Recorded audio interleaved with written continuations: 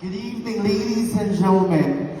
Standing in front of you is a fresh 24 years old stunner, hailing all the way live from the land or from the place where it's celebrated, from the Bohol Festival of the Philippines, and from the marching band capital of the Philippines, Bacoor City, province of Cavite. Standing in front of you is a secondary college student a Bachelor of Secondary Education at Cavite State University, Bacoor Campus, and a proud Dean's Lister.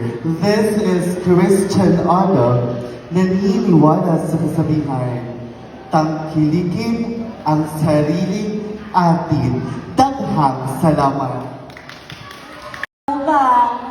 Palakpakan dyan. Wala po bang hiyawan dyan? Wala po bang pwedeng jowain dyan? The greatest creation of God is humanity. Me, them are also creation of God. So whether you like it or not, lesbians, gays, bisexual, and even transgender are also part of our humanity. Good evening, ladies and gentlemen. My name is Christine Garcia, but tonight, please do allow me to stand behind the name. Ang minsan ng babaeng humawak ng brilyante ng lupa. Bakit hindi po natin sabay-sabay palakpakan at hiyawan Binibining Sanya Lopez?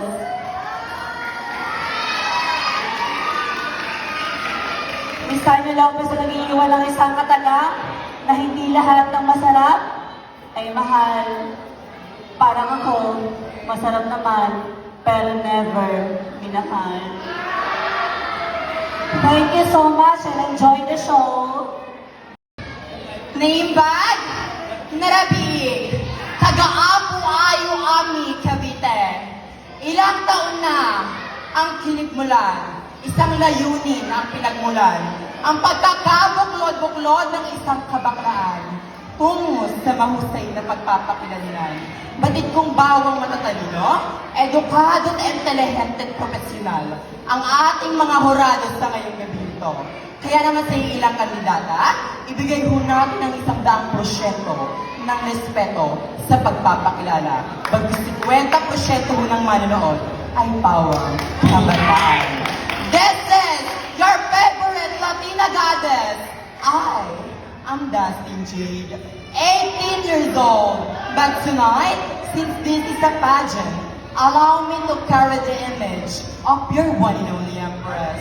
I am the girl who once tall, dark, and handsome. Yes, Miss Shubi Etrata. Shubi Etrata na nagsasabing sa mapuputi nilang balat, malalaking dibdib na pinagpepiestahan ng grupo ng kalalakihan. Ngayong gabi, ating baguhin ang pamantayan ng kagandahan. Ang ganda ng ilan, saksi ng karamihan. Tatapatan, papantayan, minsan pa nga puhihigitan ng taong nasa inyong harapan. Judges, my national costume that I am wearing for tonight is from Panagbenga Festival. My country, your country, the very own, the Philippines. Judges, mark my number because I will give you the best shot and a night. So remember, thank you.